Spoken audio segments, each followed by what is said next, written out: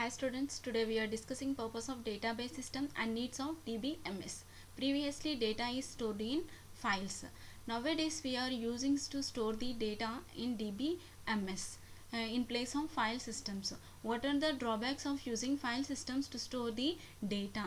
Data redundancy and inconsistency. Data redundancy means multiple file formats to store same data. Inconsistency, no updation, duplication of information in different files. Second one, difficulty in accessing data. Need to write a new program to carry out each new task. Here I am taking one example. I want to record the phone numbers of 1000 friends. If you want to search a phone number of any one person, then you have to do manually. If you have 10,000 friends, that could be have a very difficult. In that time, I am using C program to store the 10,000 friends details with the help of the WordPad and Notepad file to store the 10,000 friends details. In that time also we are having to access, you need to know the location where that file has been stored, in which device, in which directory or subdirectory, then what is the name of the file, as well some file formats need to know. Nowadays we are using client server architecture everywhere.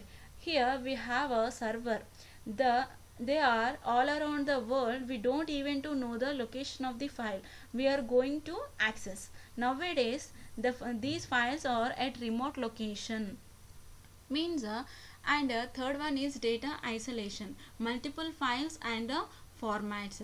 Data security, easily accessing unauthorized users in file systems. Transaction problem, the data is transferring source to destination, it is not easy to accessing. So database offers solutions to all these problems. It deals a large amount of data. Database is having a huge amount of data to storage and retrieval. DBMS security, moreover file systems. And we are discussing features of DBMS. Shared means easy to share the data with the help of the users and applications.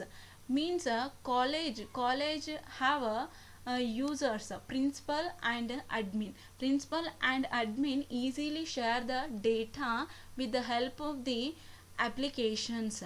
Persistence, permanently store the data. In DBMS, once you have to, you store the data, that data it's permanently storing when you are updating the data. Validity, data should be correct. It means real world objects.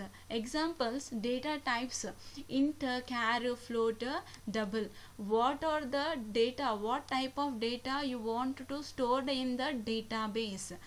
Data should be correct. Security, protected from unauthorized access. Consistency, data should remain consistent throughout the scope of the program. Non-redundancy, here I am taking one example, faculty 1 and faculty 2. These two faculties are different, but id is generated same.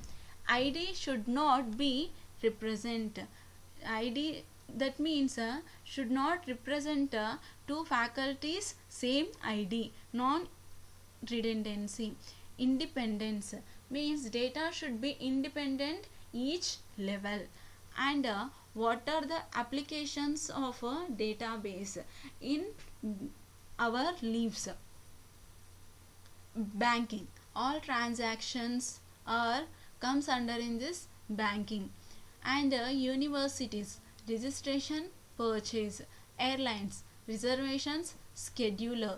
Sales, customers, products, purchase. Manufacturing, production, inventory, order, supply chain.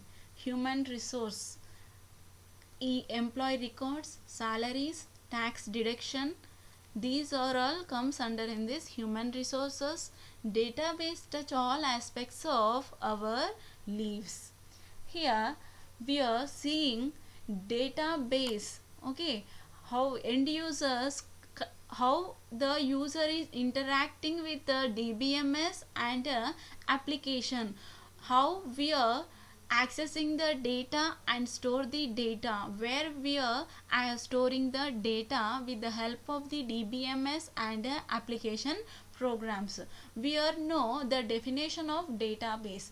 Database is nothing but collection of data, and DBMS is called it is a software to manage the data. Means end users or programmers or administrator easily accessing the data or storing the data in this DBMS software with the these DBMS software to interacting with the application programs. Here application programmers have some softwares, C++, Java, and these DBMS software also have programs, performing programs, Oracle, MySQL, PLSQL, DB2. These two are combined together to adding the database. User is interacting with the DBMS software with the help of the application program and creating a database. And here you see one more diagram of the example of how end user is interacting with the database application and DBMS and database. End user is interacting with database application and DBMS. This database application is linking with the DBMS software to managing the programs, and the DBMS software is communicating with the database to store the data. Storage stores the data.